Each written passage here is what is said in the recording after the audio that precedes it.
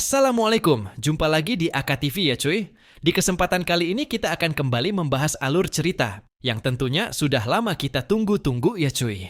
Yang mana kita akan membahas Demon Hunter season kedua. Setelah sekian lama, akhirnya kita bisa kembali menyaksikan setiap aksi yang memukau dari si ganteng kalem Lee Hae-yeol. Dan terkadang tingkahnya bikin ngakak juga ya kan? Oke lah, daripada penasaran, mending kita gaskan aja ke pembahasannya. Dan jangan lupa like, komentar, subscribe, dan tentunya utamakan ngopi ya cuy. Di awal cerita, kita dibawa langsung kepada Lee Hae-yeol yang nampak tengah terkejut setelah melihat isi dari special quest yang dia dapat. Yang mana dia diharuskan untuk mengikuti upacara pelantikan sang Lord baru yang akan menjadi pemimpin kota Frost selanjutnya.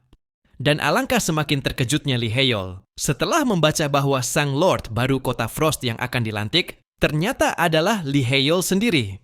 Seketika itu, dia berteriak sekencang mungkin sampai ke seluruh kota Frost. Tapi di dalam hati ya cuy, kalau teriak beneran, nanti disangkanya MC stres duluan. Dan singkat cerita, keadaan berpindah ke hari, di mana pelantikannya akan dimulai. Terlihat sekeliling istana kota Frost sudah didesain semegah mungkin. Bahkan karpet merah sudah digelar di sepanjang jalan menuju pintu masuk istana. Kayaknya, MC beralih profesi jadi presiden ya cuy. Pelantikan tersebut tidak hanya disaksikan langsung oleh warga kota Frost, tetapi reporter juga terus meliput setiap keadaan di sana, agar seluruh negara bisa melihatnya melalui media. Bahkan, ada juga reporter yang sudah lebih dulu mengamankan sebuah tempat demi bisa meliput dan menangkap langsung gambar sang Lord Lee Hae-yeol.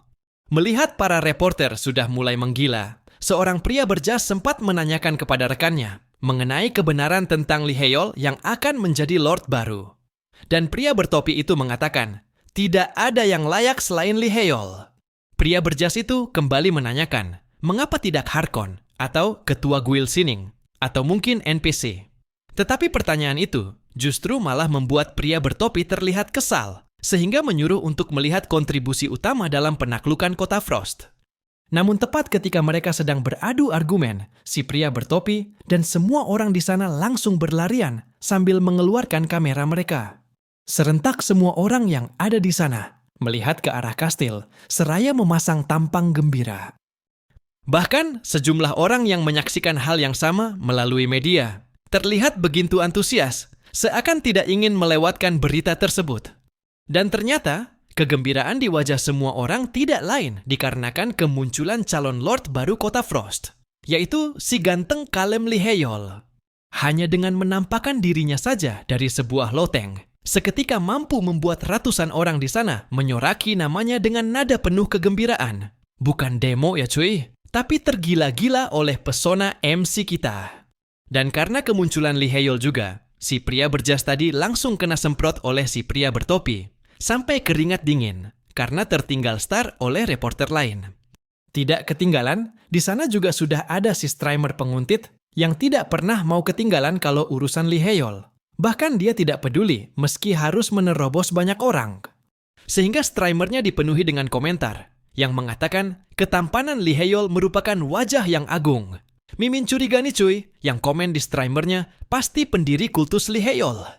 Namun di balik wajah datarnya, Lee Hae-yeol justru merasa terkejut melihat di luar kastil sudah dipenuhi banyak orang. Karena sejak awal, dirinya hanya ingin mencari tahu tentang class quest di perpustakaan Kastil Frost.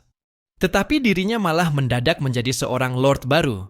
Padahal niatnya keluar dari ruangan, cuman ingin menghirup udara segar, sembari menenangkan diri karena situasinya tidak masuk akal. Namun sialnya ia malah disambut oleh acara pelantikan yang begitu ramai. Belum lagi dirinya harus memecahkan masalah soal identitas Granville, tapi malah terjebak dalam situasi yang semakin membuatnya pusing. Di saat yang sama, Taemin yang baru tiba di sana sempat tidak menduga di depan kastil akan dipenuhi banyak orang, padahal pelantikan ini cuma event quest yang sama sekali tidak ada hadiahnya. Meski begitu, dirinya tetap datang ke sana demi menyaksikan upacara pelantikan Lee Hae-yeol. Dan terlihat, kesatria Lionheart yang dipimpin oleh Harkon ternyata juga datang ke sana untuk melihat Lord mereka dilantik menjadi pemimpin kota Frost. Tepat ketika Harkon dan Temin tengah berbincang, reaksi semua orang tiba-tiba berubah, seakan ada sesuatu yang akan dilakukan oleh Liheyol. Lantaran penasaran, mereka pun menghentikan perbincangannya dan langsung menoleh ke arah yang sama. Yang mana mereka melihat Liheyol memasang ekspresi wajah yang seolah ingin menyampaikan sesuatu. Tentunya semua reporter tengah siap untuk merekam, dan mereka juga penasaran apa yang akan disampaikan kepada semua orang. Di tengah keheningan semua orang yang antusias ingin mendengarnya, Liheyol mengatakan secara tegas bahwa dirinya tidak akan menjadi sang Lord atau pemimpin kota Frost. Para reporter yang awalnya antusias serentak memasang tampang terkejut setelah mendengar pernyataan Liheyol. Seolah pernyataan itu bagaikan sebuah petir yang tiba-tiba menyambar mereka. Bahkan Taemin sontak memasang ekspresi wajah yang sama, dan tentunya hal itu membuat Harkon penasaran dengan maksud dari pernyataan Liheyol barusan. Suasana yang awalnya ramai dengan kegembiraan, seketika berubah menjadi keterkejutan yang tentunya membuat mereka tidak paham mengapa Liheyol malah menolak menjadi seorang Lord yang memimpin kota Frost. Kemudian, dia menjelaskan bahwa semua posisi membutuhkan protokol dan prosedur yang sesuai, dan kota Frost adalah wilayah Kekaisaran Arcana. Jadi sudah sepantasnya sang kaisar sendiri yang menentukan siapa yang akan menjadi lord baru. Baginya, upacara pelantikan tanpa pelantik terasa begitu konyol. Mendengar penjelasan tersebut, sempat membuat Harkon merasa cemas dengan nasib kota Frost apabila tidak ada seorang lord.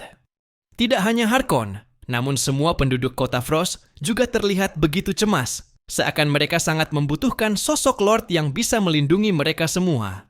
Akan tetapi, dia mengatakan kembali bahwa dengan otoritas yang ia dapatkan, dirinya bisa memilih penguasa yang lebih cocok untuk menjadi seorang lord. Dengan menggunakan otoritas itu, dia memilih Harkon Kingsuar sebagai lord pengganti dirinya.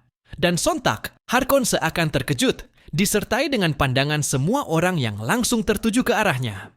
Sebelum para penduduk Frost bisa pulih dari efek kemunculan sang Demon King, dunia mereka sekali lagi berbalik, dan Harkon akan menjadi pilar harapan yang baru bagi semua penduduk di sana. Dan tentunya Harkon juga sepenuhnya memahami keputusan Liheyol. Kota Frost mungkin memang kalah di masa lalu, tetapi kali ini aku akan melindunginya, tidak peduli apapun yang terjadi. Ucap Harkon yang dengan senang hati menerima kepercayaan yang diberikan oleh Liheyol. Singkat cerita, keadaan kini berpindah ke Magus Tower, tempat di mana Liheyol melakukan penelitian dengan Marcelo. Di lab penelitiannya, kepribadian Liheyol sontak menghela napas lega, seakan baru saja selamat dari sebuah kecelakaan karena berhasil terlepas dari kekangan kota Frost.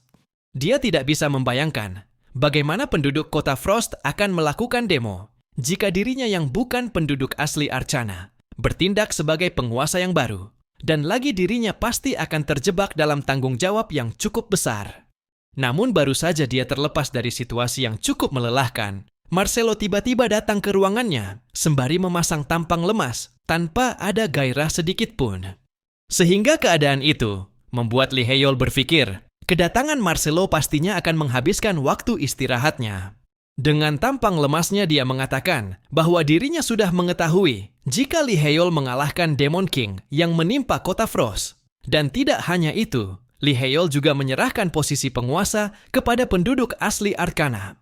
Sebagai sesama penduduk asli Arcana dan sebagai mage dari Magus Tower, dirinya merasa berhutang besar kepada Liheyol dan hanya bisa mengucapkan terima kasih. Mendengar perkataan itu dari mulut Marcelo, sontak membuat Liheyol merasa aneh, karena biasanya Magus Tower tidak terlibat dalam urusan eksternal. Tapi ia merasa heran kenapa Marcelo membahas hal itu, dan nada suaranya terasa seperti ingin mengutarakan ketidakmampuan Marcelo dalam melindungi kota Frost.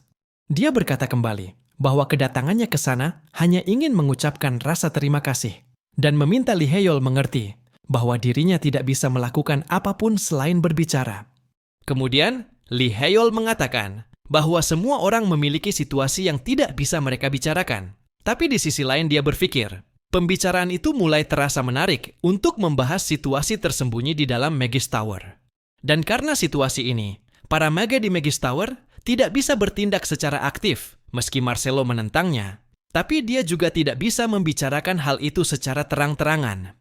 Kemudian, Lee Hae-yeol menyuruhnya untuk duduk sembari mengatakan bahwa dirinya memahami dilema yang Marcelo rasakan. Seakan ada sesuatu yang ingin didapat dari Marcelo, dia sampai mengajaknya minum teh bersama. Padahal kita tahu, dia tidak pernah membagi tehnya dengan siapapun. Di sisi lain, Lee Hae-yeol memikirkan jika quest penelitiannya dengan Marcelo ada hubungannya dengan urusan tersembunyi di dalam Magus Tower, itu berarti Magus Tower akan maju untuk urusan eksternal. Sambil memikirkan hal tersebut, dia sampai rela menawarkan berbagai varian teh yang ia miliki demi membuat Marcelo senyaman mungkin berada di sana. Tetapi Marcelo mengatakan bahwa dirinya memiliki sesuatu yang ingin ia minta. Dan dia pun langsung menyuruh Marcelo untuk mengatakan permintaan tersebut, sembari menunjukkan teh yang akan dirinya buat. Padahal, di sisi lain dia berpikir, jika menyangkut kekuatan murni, Magus Tower adalah pasukan terkuat di Arcana. Dan jika rencananya lancar, maka dirinya akan mendapatkan rekan yang sangat kuat. Sementara itu, di salah satu saluran televisi menayangkan sebuah berita tentang Lee Hae-yeol, yang tentunya menjadi perbincangan di seluruh kota. Ketika seseorang memindahkannya ke saluran lain, berita yang sama juga muncul di saluran tersebut. Bahkan seluruh saluran televisi telah dipenuhi dengan pembahasan Lee Hae-yeol, sehingga tidak ada satupun saluran televisi yang bisa orang itu saksikan selain berita yang sama. Karena hal itu, membuat amarah si penonton seketika memuncak dan langsung membanting remote-nya hingga pecah, lantaran merasa dipermainkan oleh siaran di televisi itu. Dan masih ingatkah kalian bahwa orang ini adalah Leoni, sang Guild Master Berserker? Dan bodohnya, salah satu rekannya yang tidak tahu penyebab kemarahan Leoni mencoba meredakan amarahnya dengan memperlihatkan artikel tentang Lee Hae-yeol. Bukannya meredakan amarah, tetapi malah membuat Leoni semakin bertambah murka. Dan alhasil, mulut si bodoh itu pun langsung ditarik hingga memanjang. Sedangkan rekan yang satunya lagi malah sibuk merapihkan penampilannya, tanpa peduli dengan mereka. Kemudian, pria itu pun berpamitan untuk pergi mengumpulkan makalah penelitian miliknya ke sebuah konferensi yang diadakan di Magus Tower. Konferensi reguler di Magus Tower merupakan acara skala besar, di mana para magician mempresentasikan hasil penelitian mereka di Crystal Hall yang membutuhkan pravalidasi sebelumnya, di tempat validasi Topaz Hall. Dan pria tadi kini telah sampai di sana untuk mengikuti konferensi tersebut bersama dengan para magician yang lainnya. Tanpa sengaja pria itu melihat sejumlah mage yang terlihat sangat putus asa di pojokan ruangan ketika dia ingin mengambil antrian untuk validasi. Sontak suasana suram itu pun membuat dirinya terheran. Dia juga tidak mengetahui apakah penyebabnya karena gagal dalam presentasi. Ketika pemandu memanggilnya untuk masuk, dia sempat berpikir bahwa nyali mereka sangatlah lemah, hanya karena menerima sedikit kritik. Berbeda dengan dirinya yang sangat yakin, bisa membuat semua orang di Magus Tower terkesan dengan skill presentasi dan penelitian miliknya yang menarik perhatian. Namun ketika memasuki ruangan validasi, pria itu melihat Lee Hae-yeol sedang duduk sambil menatap tajam ke arah dirinya. Sontak hal itu membuatnya semakin terheran mengapa Lee Hae-yeol bisa ada di sana.